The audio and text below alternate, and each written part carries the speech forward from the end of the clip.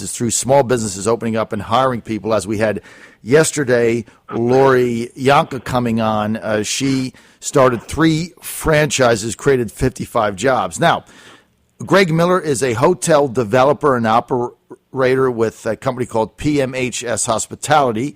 He owns 36 properties across the United States, 6 right here in the Commonwealth. Greg's a graduate of Cornell, so he's an Ivy Leaguer, right? So that's a kind of a pretty neat thing. And of course, I'm a little, I'm a little intimidated because I went to Fairleigh Dickinson, right? Got my master's at New York University. We were always in awe of these Ivy League types.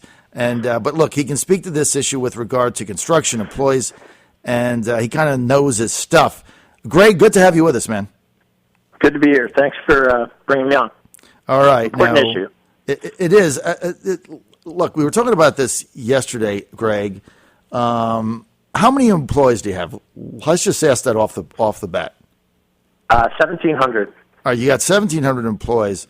Now, the NLRB, which this is my commentary, this is my narrative, my editorial opinion. I believe it's simply become a political arm of President Obama to pick winners and losers, reward his union buddies, and punish other people. That's just what I believe the NLRB has turned into. You don't have to necessarily comment on that. But I believe Obama has taken so many of these federal agencies and just turned them into political arms, like the old Mayor Daley machine in Chicago. If your precinct didn't vote the right way, they didn't pick up your trash. Browning Ferris Industries, which basically trashes over 3 decades of clear labor policy, defining what it means to be a joint employer. How has this impacted your company and employees? Well, John, I find it interesting that the example that you just cited with Chicago and not picking up trash, and it all goes back to another trash company, Browning Ferris, right? Right, exactly. So Browning Ferris is found to be a joint employer, even though it didn't have any direct control over the actions of a contractor that was at a recycling center. They were contracting for them to do the recycling of the trash they were picking up. But this stacked deck that we have now in the NLRB was absolutely essential to starting a process to increase the collective bargaining power for the unions. And that is the stated purpose. The NLRB's stated purpose is enhance collective bargaining power with large corporations. Now, why would they do that? The first thing is the trickle-up effect, which is wrong-headed. Extreme wages will increase the government tax revenue via payroll taxes, and fewer people will need government assistance. Here's where the fallacy is on that. The extreme wage and payroll tax causes a loss in jobs. Then more people are on government assistance, and the government tax revenue isn't benefited at all. It's not enhanced. It's probably going into further deficit. Mm-hmm. So that's the real problem that we have, is this thinking that big government and unions do better for everybody than people like me that started 20 years ago and busted my tail just to get a start. And while I made mistakes along the way, failure was never an option. My home was at risk. Mm-hmm. Right? So yeah. the whole fallacy of big corporations and big government taking on all of the needs of the country aside, that's the mistaken belief is that business is dominated by large corporations. They're really like me. They start off small. I happen to be celebrating my 20th year right now, mm-hmm. but if you look at 5.68 million employer firms in the U.S., and that doesn't include 22.7 million self-employed contracting people. Mm-hmm.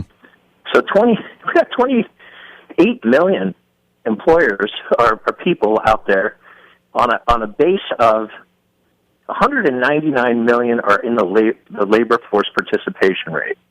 That's an interesting number. 199 million is a million less than 2008.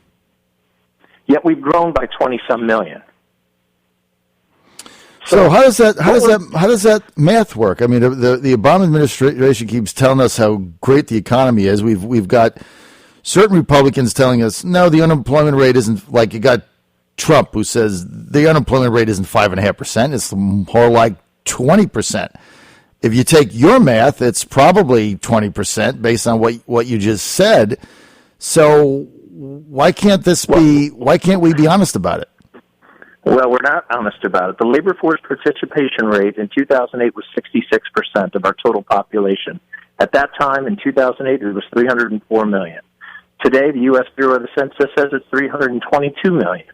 And we only have a 62% participation rate, and anyone who's looked into that number knows that may actually be inflated. Mm-hmm. But we know it's at least 400 basis points down. Mm-hmm. Well, the math on 304 times 66% is 200 million, mm-hmm. and 322 times 62 is 199. Mm-hmm. So we actually already have this problem brewing with, big government and big corporations. But this whole idea of franchising and contractors being problematic for their scenario is that they're trying to say that, for instance, McDonald's was attacked before the Browning-Ferris decision. They said that if the joint employer rule comes out, McDonald's is going to be their first target. Why? Because McDonald's is out there in the media with the union-organized effort for extreme minimum wage. So right. This was done collaboratively mm-hmm. for them to say, well, we're going to attack McDonald's, and when we do that, then we're going to have Browning-Ferris as our decision to rely upon. So how does the Browning-Ferris decision, which says that there's joint employers, how would that affect the minimum wage for fast food workers? Well, the minimum wage is one aspect of it, but it's the scheduling of the people. It comes down to work rules. It comes down to everything that I do, and I franchise with Hilton. I franchise with Starwood, Marriott, with Intercontinental Hotels, and Choice Hotels. Each one of those franchises, I don't own a franchise. That's a fallacy of this whole thing. You don't own a franchise, and you don't buy a franchise. You license a franchise. And in exchange for that, they provide brand identification, and they provide successful business methods and distribution systems. Okay, so those are the three things that they do. They get a royalty fee, but I'm responsible for that bottom line. And everything I do inside my workplace sets the precedent. And the reason why my company has grown successfully, and it was a startup company. It was hard. Startups are hard. Mm-hmm. But we believed in the virtuous cycle, which starts with satisfied, fulfilled associates first. And if you have them, if they're satisfied and fulfilled, and you're offering them competitive wages, not extreme minimum wages, not a place where people are going to just stay and never actually go on to school and do other things. Minimum wage is supposed to be a step-up progression, right, so that we improve our labor force. Right. But this extreme minimum wage thing takes that all away, and so does ACA. I have always competed on the best benefits out there, found ways always to provide the best health care and other benefits. But now I have to dumb it down because I was considered to have Cadillac plans. All of these things that relate to what I do inside my workplace don't have any impact on Hilton, Marriott, Starwood, Intercontinental, or Choice. What their responsibility in the license is for them to represent the brand, to promote for me, and I get a jump start, right, in my mm-hmm. business. That's mm-hmm. why I did it. Mm-hmm. The reason for it is to capture market share and to jump start a business. If it was just Greg's Hotel, how many people would know to stop? It's not an identifiable brand name. Right. So what you're saying as the franchisor, you don't really own the franchise, right? So let's give an example, Greg, of one of the hotel brands that you own in Virginia. Just give me one and where it is. Well, our first hotel that we opened is in a place called Lorton, Virginia, which mm-hmm. is famous for the prison that's finally closed. Mm-hmm. It's famous for Fairfax County's largest sewage treatment facility and the incinerator. So not exactly tourism-oriented attraction, right? But it also happens to be on the northernmost terminus of the Amtrak auto train. And it's in Fairfax County, and it's close to the Occoquan. And so we decided to build this hotel in this location. And the franchise relationship with Choice that we enjoy provides for us a sign up front It provides for us the methods by which that we're supposed to check somebody in, register a guest, keep all of that information, and hold that information also for, Patriot Act and other purposes. Mm-hmm. It's important, more important today than it was 20 years ago. Mm-hmm.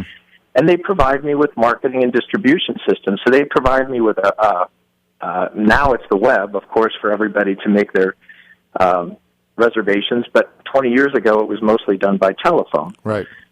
The old method. But those systems have always been there. So there was an 800 number for reservations. Now there's ways for them to make their reservations through that system. Mm-hmm. And it's a complicated transaction base that actually goes back to old airline systems and their reservations that we have to go through in order for us to have our distribution system, our global distribution system, and hold that room.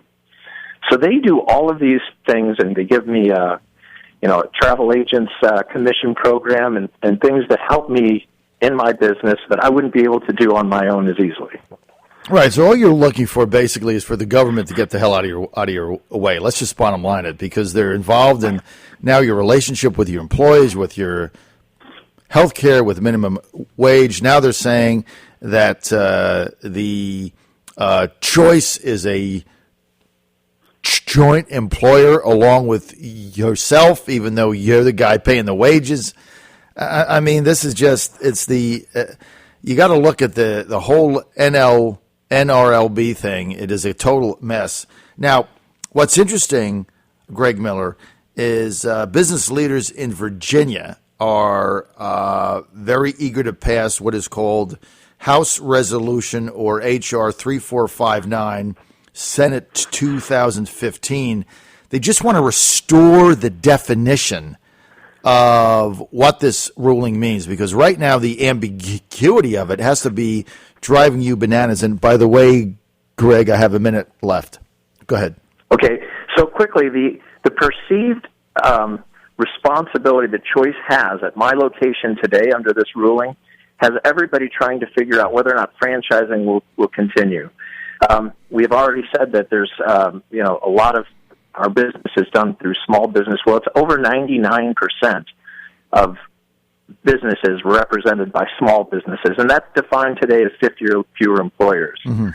For us, we need to make sure that if Choice has direct involvement in who I hire, who I fire, who I schedule, and my workplace practices and my safety, then by goodness, they are a joint employer, but they don't have any of those responsibilities. Not a single one of those responsibilities falls on Choice Hotels. For them to try to make Choice responsible will make Choice say, why would we franchise at all if we're going to take responsibility for what Greg does? We're going to go ahead and we're going to build only based upon what we can afford to do. And they can't afford the capital to buy up every franchise. So what happens is we're going to just make a mess of the entire model that we have as an economy, an absolute mess. And franchising is important in this country. And eliminate job growth, which is coming from the small businessmen like yourself. Greg Miller, we're out of time. We want to thank you for being with us. Greg Miller, one of the leading hoteliers in Virginia and across the United States. Thanks, man. Thanks for being with us.